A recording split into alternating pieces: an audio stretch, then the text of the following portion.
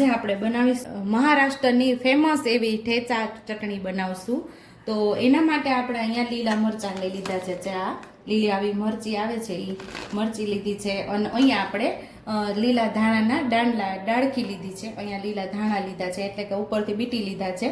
અહીંયા આપણે માંડવીના બી લીધા છે 1 મુઠ્ઠી જેટલા, અને 1 લસણનો ગાંઠિયો ફોલી લીધો છે, અને 1 ચમચી જેટલું જીરું, અને અહીંયા તેલ લીધું છે, સિંગ તેલ લીધું છે, અને અહીંયા આપણે મીઠું લીધું છે। એકદમ ટેસ્ટી એવી ચટણી બને છે અને બહુ જ એનો સ્વાદ હોય છે, અને ઝડપથી પણ આ ચટણી બની જાય છે આપણી। તો ગેસ ઉપર આપણે તવી રાખી દીધી છે, અને હવે અહીંયા આપણે લીલા મરચાં ઉમેરી દઈશું, થોડા આપણે શેકી લેશું।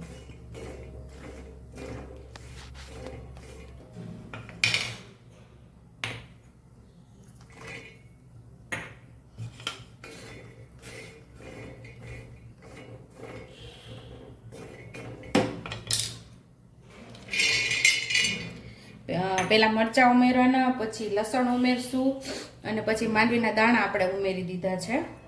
હવે 1 ચમચી જેટલું આપણે તેલ ઉમેરશું અહીંયા,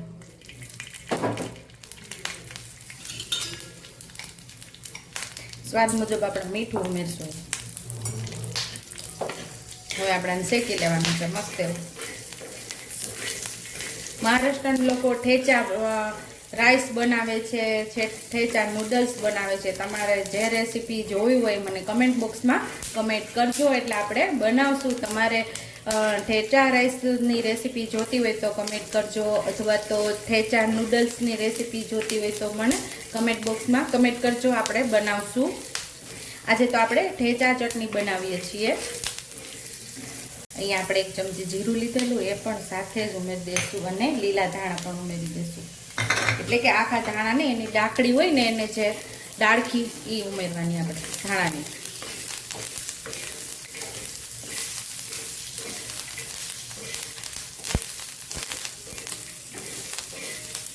આ બધું સરસ સાતળી લેવાનું આપણે મસ્ત એવું। જો અહીંયા આપણા મરચાં પણ સતળાઈ ગયા છે, માંડવીના દાણા અને લસણ સતળાઈ ગયું છે, તો આને આપણે એક ખાંડણીની અંદર લઈ લેવાનું છે, મસ્ત એવું ખાંડી લેવાનું છે। મહારાષ્ટ્રની અંદર આ ઠેચા ચટણી એકદમ ટ્રેડિશનલ રીતે બને છે। આ તવીની અંદર જ એક લોટો કે એનાથી લઈ એને એકદમ સરસ મસળી અને તવી ઉપર જ તૈયાર કરે છે, પણ આજે આપણે ખાંડણી દસ્તા વડે આપણે આ ચટણીને તૈયાર કરશું।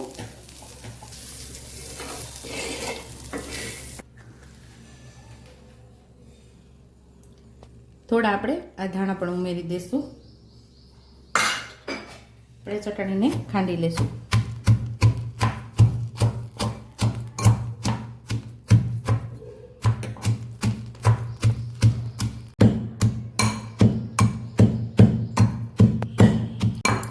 અહીંયા સરસ એવી ઠેચા ચટણી આપણી તૈયાર છે।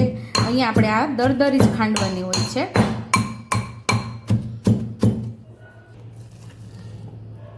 તો અહીંયા મસ્ત એવી ચટણી આપણી ઠેચા તૈયાર છે।